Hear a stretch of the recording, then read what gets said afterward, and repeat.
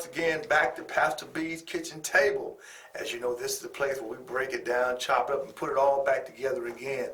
As you recall, it's called the kitchen table because when I was growing up, it was the kitchen table that we dealt with real issues of life, and that's what we've been doing here at this kitchen table. Today, I'm excited to have with us today a living legend, a one who's been there, done that, Dr. Alexander Brown, who's our guest today, and he's going to be taking us down a road of history and also a current understanding of how the history impacts today. Dr. Brown, you say hello and tell me who you are. Hello, I'm Alexander Brown. I am a native of Birmingham, Alabama, and a child of the movement. I was involved in the movement in 1963 in Birmingham. The four little girls that were killed, I knew those kids. I knew them. They were my peers. Carol Robinson's mother was my 8th grade teacher. So,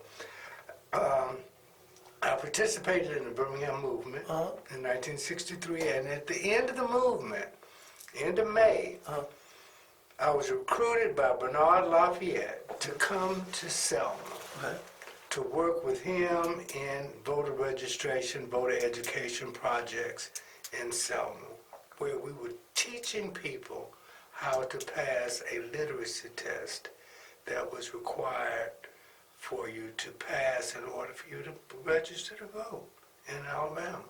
Really? Yes, between 1963 and 1965. Dr. King came to Selma in 1965, and we had the march from Selma to Montgomery. And I was there on Bloody Sunday, on the Sunday that we were tear gassed and bombed tear gassed and beaten on the bridge in Selma. But I got there late. Yeah. So I'm at the back of the line.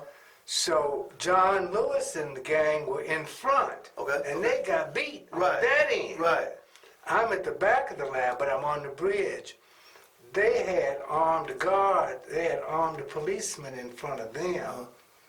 When we turned around, we had mounted police on horses pushing us forward.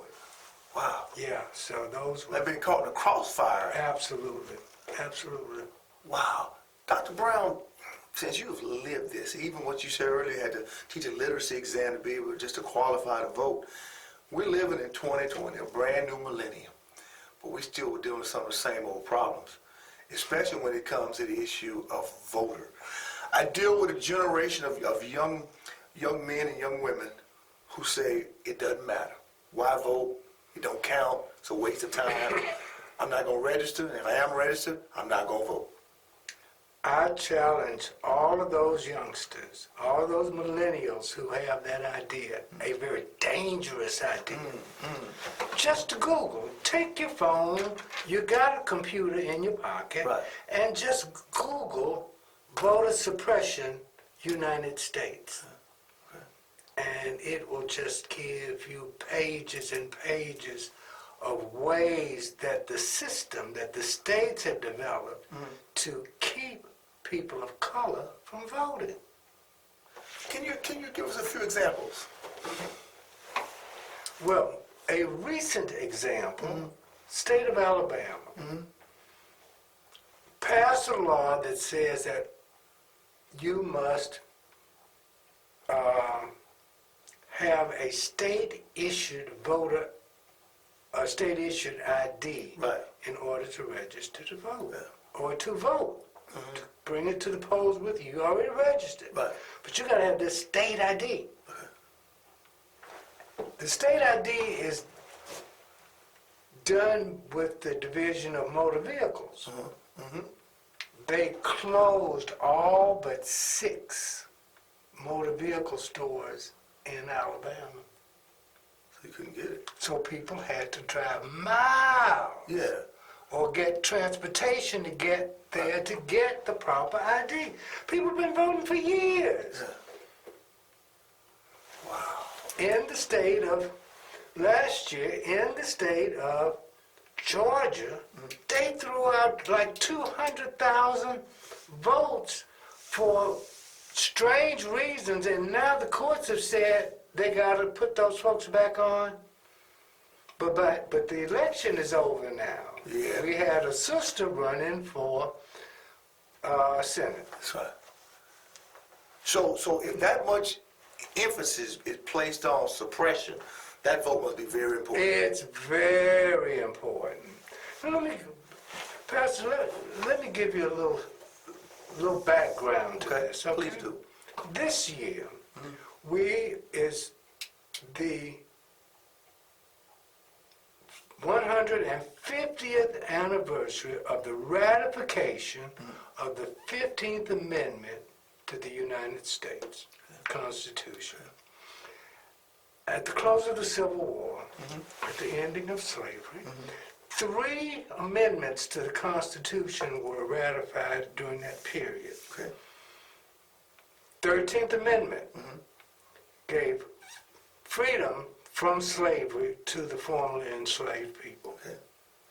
The 14th Amendment granted citizenship, full United States citizenship, to those people who had been freed from slavery, to the people who had been chattel That's right. earlier. Now they're formal, full citizens of the United States, guaranteed by the Constitution. And then the 15th Amendment, the precious 15th Amendment, granted the right to vote to all men in this country. Right. Well, here we are 150 years later dealing with voter suppression and systems that have dedicated themselves to keeping folks of color from voting. Now, a little bit of history, give you an example of when this kind of suppression really started. Okay. 1877, Fort Bend County, Texas. That's us. Okay. Oh. Okay.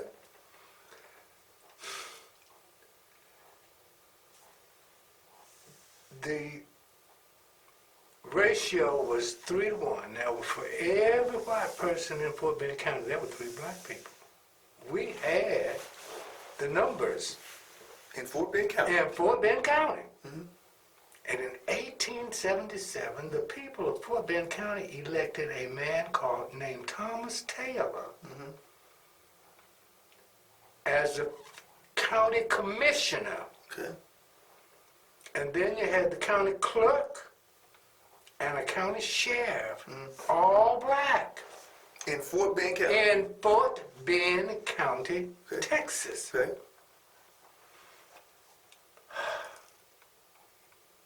Shortly after 1877, 78, 9, somewhere in there, the good white people, there were 2 political parties in Fort Bend County, the Jaybirds and the Woodpeckers. And they were bitterly fighting back and forth, but them Jaybirds decided, these niggers have gotten too uppity, and we've got to get them out of the county. 300 strong, they gathered in Richmond, and then they dispersed and went out to 9 homes in Fort Bend County. Residents of prominent black people, one was a barber, one was a school teacher, and told those families, you've got 10 hours 10 hours to leave Fort Bend County. Well, they went like 300 strong. People started packing up their stuff, getting out of Fort Bend County that night. Well, Tom Taylor and his brother lived down in Kendallston. And somehow the word got to them, but when that 15, I think they waited till the next morning to send, because that was a fur piece, you know. in Right, those right, days. yeah. So they sent about 15 of this party down there to Right. tell them. Tom Taylor and his brother met them on the road with shotguns and said, hell no, we ain't going nowhere, and especially today. Right. The power of the vote put those black men in office, because, you know, women didn't have the right to vote. Right, right. But those black men in office and their power Right. frightened the establishment. Wow. Because remember now that the people, the white population had seen these black men in the field, In the field, that's right, that's right. working and on their plantations, Right. getting off the sidewalk. If you're walking down the sidewalk and a white man comes along, you had to get off the sidewalk and let him pass. When you got that mentality going on, Yeah, yeah. you've changed the law, but you can't legislate The heart. the heart. Yeah, yeah. And so these are the people we're dealing with. And so, you know, the law said this, and then, you know, and they're trying to go along with the law, but after a while they said, oh, no, we can't do this. Right. We got to get rid of these uppity. Yeah. And I tell that story because it's local, Yeah, it is very local. it's historic, Right. and 3 years ago Right. now, in Missouri City, Lexington, when Lexington gets to Texas Parkway, when you cross over Texas Parkway, it becomes Thomas Taylor Parkway. Oh. And I did the research for the city of Missouri City for Right. Greater Prestige and the county commissioner Right.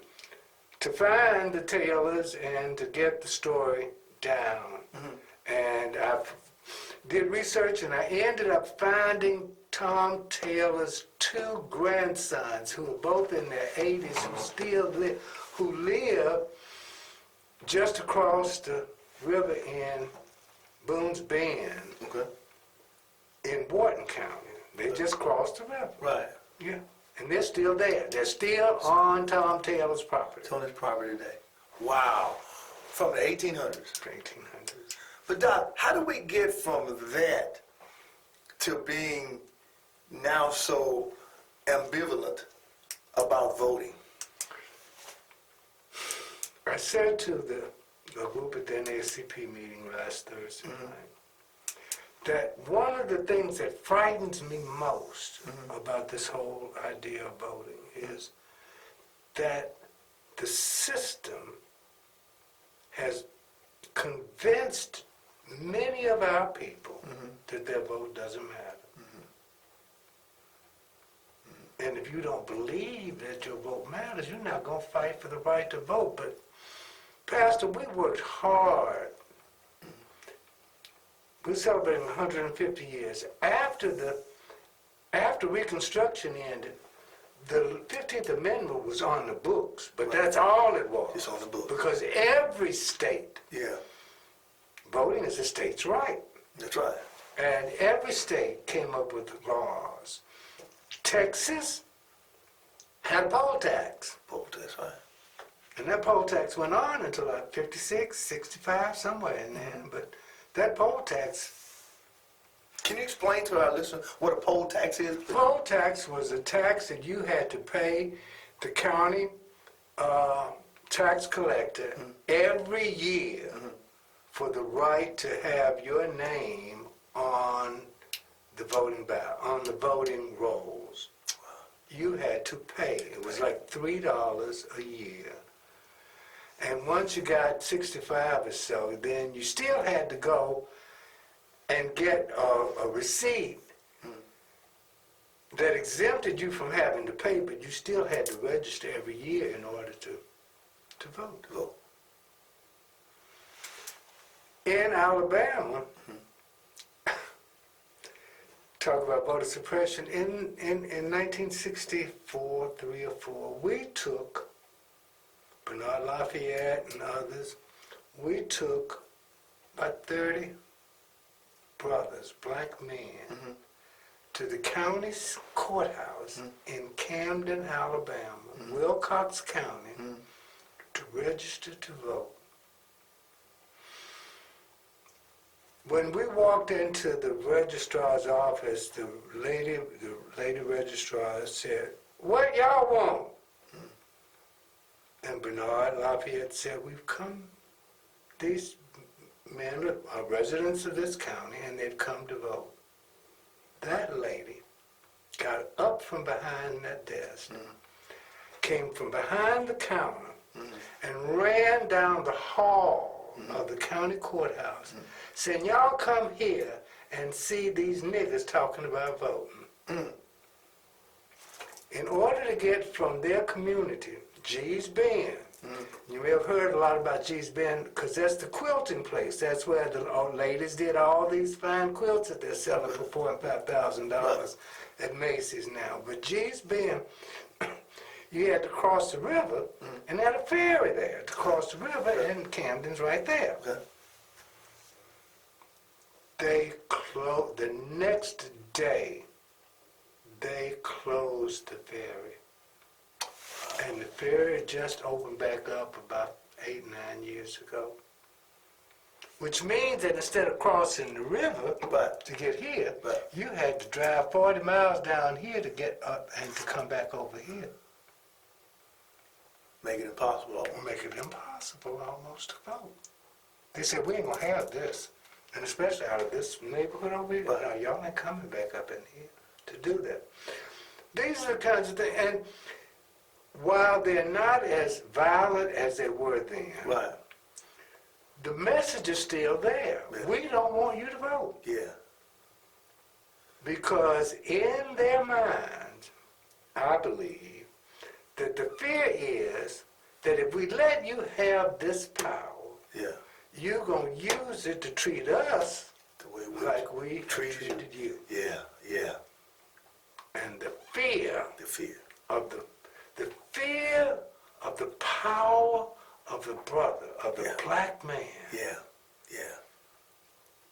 causes our white population to do all that they can to keep you in your, quote, in your place. In your place. Wow. And that hasn't, I was amazed today just hearing that they're just trying to pass this anti-lynching legislation. And I heard today that they're just putting it up, and for all these years, it has not been a crime or a federal offense. Well, it was a federal offense. It was a civil rights violation. Okay. But it wasn't a felony. It wasn't a felony. And lynching, you know, that whole lynching, Pastor, they did everything they could to suppress and to scare black people into submission. Yeah. Can you imagine if the law was passed in 1870, and in 1877 you got a county commissioner in Fort Bend County, Texas. Yeah.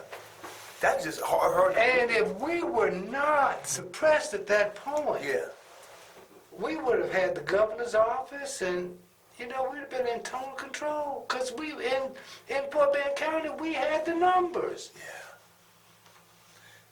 And you look at Fort Bend County now, it is nothing like that. That's where we are. And it is all, I never knew that history. I never knew that kind of people of color were in place. In Fort Bend County, Texas. I guess that whole thing of perceived equality. Yesterday you were out there in my field, you know, bringing in my crops, and today you're an authority over me, and just to try to see you in that kind of equality. Can't do it. Can't do it. When I was teaching, when I was working at the University of Houston, and I'm not calling any names, but there was a guy who was a provost. And we had a black woman president. That man was overheard saying, "It's hard for me to listen to her now. She's the president.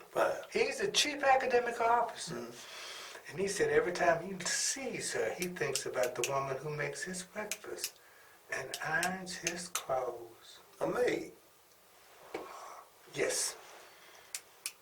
He couldn't receive her because he still saw her through the lens of, she's a maid. She's the president of the university. She is the august president of the University of Houston. Wow. Yeah. So, and those are the kinds of things that we're still dealing with, Pastor. And so when these kids talk about there is no, I've gotten to a point now, I don't try to I just tell, humor me. Yeah. Go vote. Right. Yeah. It is so important. Right. Yeah. Because there are people who are making decisions that impacts where you live, what you buy, your incarceration.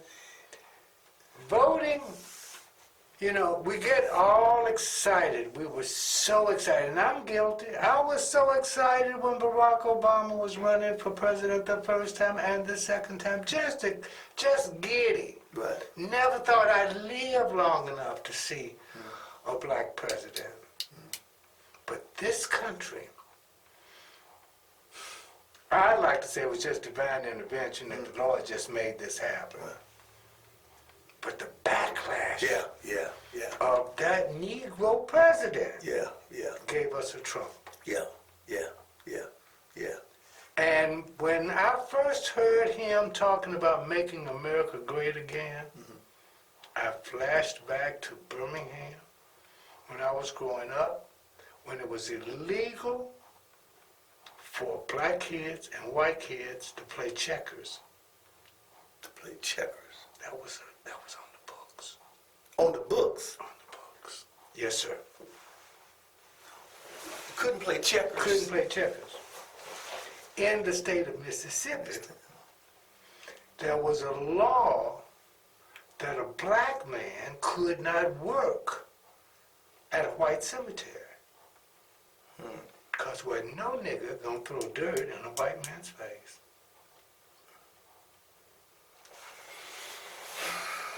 These are not stories. Right. This is history. This is what So happened. it really happened. That's right, preacher. That's what happened. But like Brown, you got viewers and listeners now who they say, but now we've come up. We're living in the suburbs. Our kids go to school with them. We can drive. We can live where we want to live. So that's antiquated. We're not living like that anymore. I said, that's what you hear. We have arrived. Is it? Now, at Brown University, August Brown University, last year, sister was napping in the residence hall. Yeah. And they called the police on her. Yeah. And every day you see something on Facebook about some atrocity that's going on to our kids at these PWIs. Right. And every time I see it, I simply write HBCU. Yeah.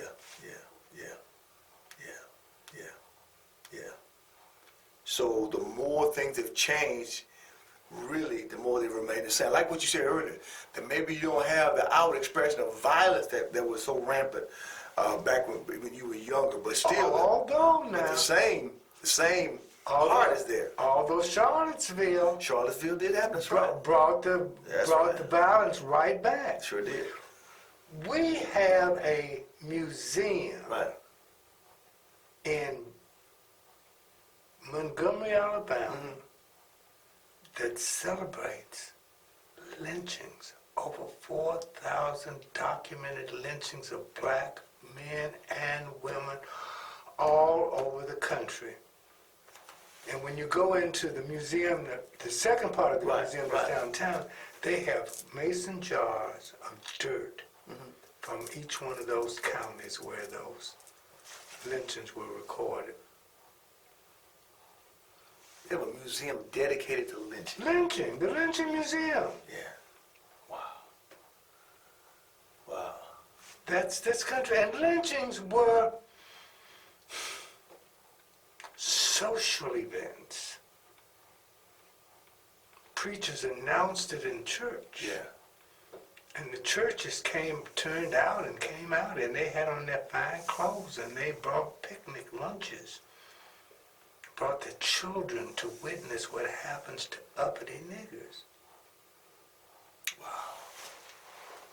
And when Trump talks about making America great again, I flashed immediately back to that era. That's the only great America that they know. Yeah. When y'all had a place and you were in it. Yeah. So now they're trying to frighten us back into it. And you still find the word nigger on folks' cars. And yeah, y'all live in Siena. But are you wanted in Siena? Are you appreciated in Siena? Yeah. You know, and so many people are house poor, Yeah. living in Siena where they don't want to be, Yeah. don't know the neighbors, ain't no security other than all the locks and cameras and stuff that you put on your house. Yeah. But ain't no neighborhood watch. Ain't no neighborhood watch. And if it is, the neighborhood's watching you. That's the You neighborhood. don't belong. That's the neighborhood watching you. Yeah. Yes, sir. Wow. You know, we never hear this because it certainly is not taught in school. No. No, in the schools, they're teaching that that these Africans were immigrants. Yeah. We came by choice. Yeah. And there was no choice. There was no choice.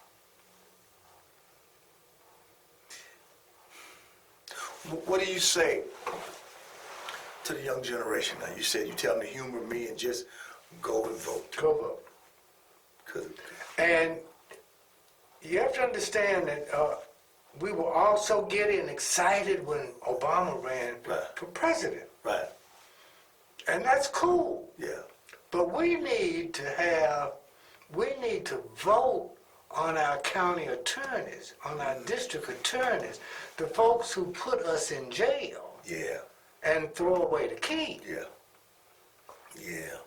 It's so, I mean, stuff has been so rampant. They let this black cop for years just run ramshot over the people of Harris County, of the city of Houston. And today, Kim Ogg says, and that's a lot of stuff going on there, but Kim Ogg now has gone back and pulled 67 cases that he testified in, and they're up for review because they're getting ready to clear all them folks. Wow. So you're bringing up local elections. Absolutely. Because nationally, yeah. That's, you know, it's neat to have because then we're going to have the federal money coming in Right, and all right. that sort of stuff, but we need to elect our school board. Yeah. We need to elect our city council and make sure that we don't have zoning in Houston. Right. So we've got to have some protection. And we need to vote in people who affect our day-to-day living. Yeah. That's a good word. Who affect our data. That's the reason right there. It affects our day-to-day living. That's exactly right. And those two continuums have never been bridged together because you assume on the federal level, up in Pennsylvania Avenue, what's this got to do with me living down here in Fort Bend County? Well, locally, everything does. Who's your DA? It affects you. Who's the person that's just your taxes, all that. See, they're getting scared again now because we got a black DA in DA. Fort Bend County. True. And Greater Prestige, but listen, it took 100 years 100 years. or more to get another black county commissioner. 100 years. From what we had with Taylor Thomas Taylor. to where we are now, 100 years To get Grady. to get it started. Wow. But we still don't get it. Pastor, if you don't know, Yeah. Grandma used to say, you can't lead where you can't go, Yeah. and you can't teach what you don't know. But you don't know. That's right. That's right. And we've got to educate our kids. See, and this is not on our topic, but Pastor, when we had desegregation, because we ain't never had no integration, Right. but when the laws came and we desegregated, we lost so much. because we had the idea, it had been planted in our mind, that what white folks had was superior. And now we could go to them white folks' movies. So we shut ours down. We stopped going to our movies. Yeah. That's right. Okay? We stopped going to our cafes and restaurants because we could go to the Holiday Inn and sit down and eat and that sort of stuff. And that always bothered me because, I was always wary of what these folks have put in my food. Yeah. But we lost so much, Right. so many gains that we had in our community. Right. Now,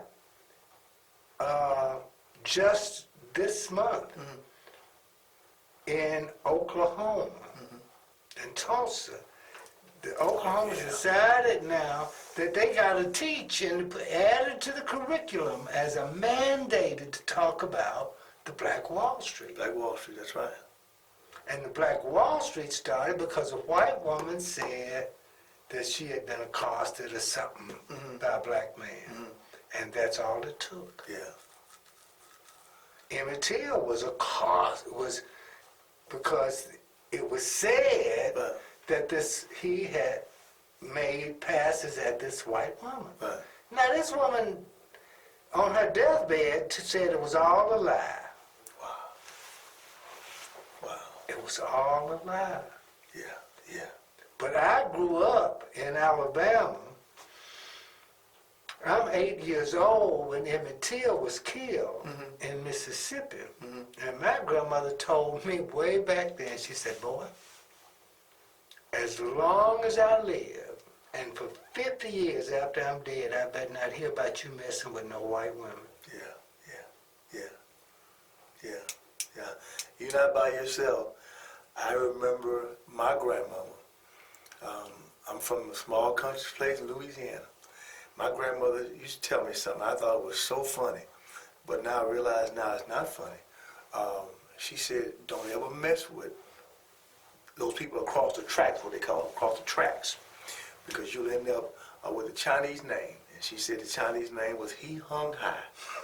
She'd always say, because she was talking about lynching, because they would literally come drag you out your house, and they would hang people. That's what they That's did. a real deal. That's That was the intimidation. That was the Klan. That was when, after they had the bomb in 9/11, Right. and all of a sudden the word terrorist. Right.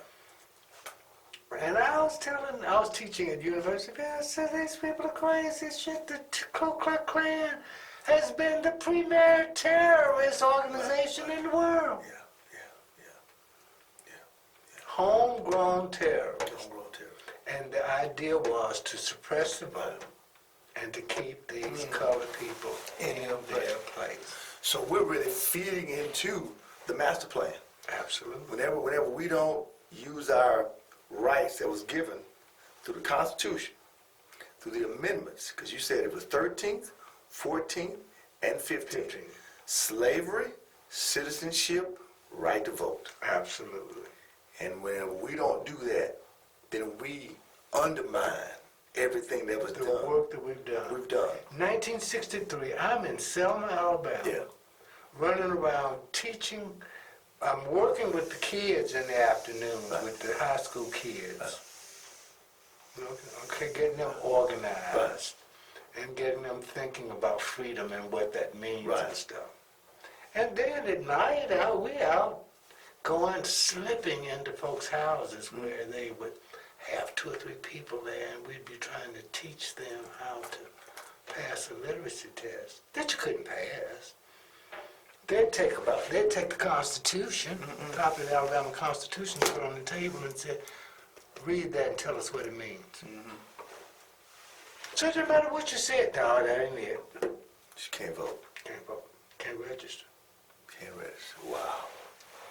And now we can freely just go and fill out a card or whatever, and we just, it's a different, it's almost as if, Doc, that we have kind of exchanged the actual style for substance. That the substances of what freedom really affords us, We want the style. We want to be able to purchase things. And so because we're able to purchase things, we assume we've arrived and there's equality, and we want it, we accept it. In reality, that's not true. Well, Pastor, there is no equality Yeah. when we are house poor, Yeah. car poor. Yeah, You know, yeah. our kids are not getting everything they need, Right. but we got red bottom shoes. Yeah. You- Yeah. That's not equality. Yeah. People have accused our community of become what they call conspicuous consumers. That we're people who purchase things just for appearance, because we want to be perceived a certain way. Daddy Helen Burroughs, back in the early 1900s, late 1800s, great church woman, said that there were 13 things that Negroes must improve upon. And one of them was, it said that, we buy what we want and beg for what we need. Oh, say that again. We buy what we want. We beg for what we need. Wow. She talked about conspicuous buying. Yeah. And this was years and years ago. So things don't change. Yeah. The substance doesn't change, but the way they present it changes. Doc. Okay? Yeah. So we can now buy a Mercedes Yeah. and get it for 8 years. Yeah. A 7 or 8 year note Yeah. of $450 a month Yeah. for all these years to buy a car. Yeah. That has lost value. Does that make sense? That's not good financing. That's not good finance. That's not, Doc, you got the final word before I close.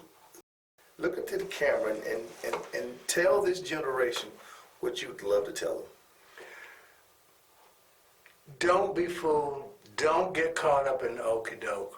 Understand that voting is a sacred right of citizens in this country. And if we don't take advantage of that vote, then we will continue to be in a deficit situation. We can change things if we don't buy into the fact that our vote does not matter. Because if our vote didn't matter, people would not be up late at night trying to figure out how to keep these black people from getting to the polls, to keep them from voting. In Georgia last year, some people got on a bus that was sponsored by the county commissioner to go to vote, to go register to vote. And the police stopped them. The county sheriff stopped them, took them off the bus and said, these buses cannot be used for these kinds of... Cannot go. Cannot go. That is last year. Yeah. Okay?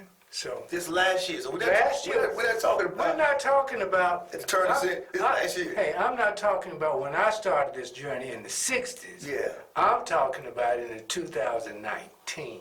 Yeah. So it is critical. Yeah. Don't get caught up. Yeah. Don't get fooled. Yeah. Vote. And get everybody you know. Take all your partners, your girlfriends, your aunties, your uncles. Make sure that everybody goes out and vote. Yeah. I'm going to close by saying that what the Lord told Jeremiah to tell the people, he said, seek the welfare of the city because in its welfare is your welfare, meaning that as you have impact, as you have influence, as you use the power and the place where you got to better it, you also better yourself. And I would encourage you today, as you go find your mama, your daddy, your auntie, all the NIMs, and go find them. Ask them to come and watch this. Listen to this, your grandkids, your great-grandkids, because you have not heard this. You have not heard this anywhere else. And you need to hear this from the one who's been there, done that, and it's telling us it's just as relevant today as it was back in the 60s. And most of all, as he said, and I reiterate again, I want you to go vote. I want you to go register. I want you to stop saying they're going to do what they're going to do. They're going to do what they do if you don't do what you should do. And I pray you would get busy doing it. May God bless you. May God keep you. May God use you. And I'll see you next week right here at the kitchen table.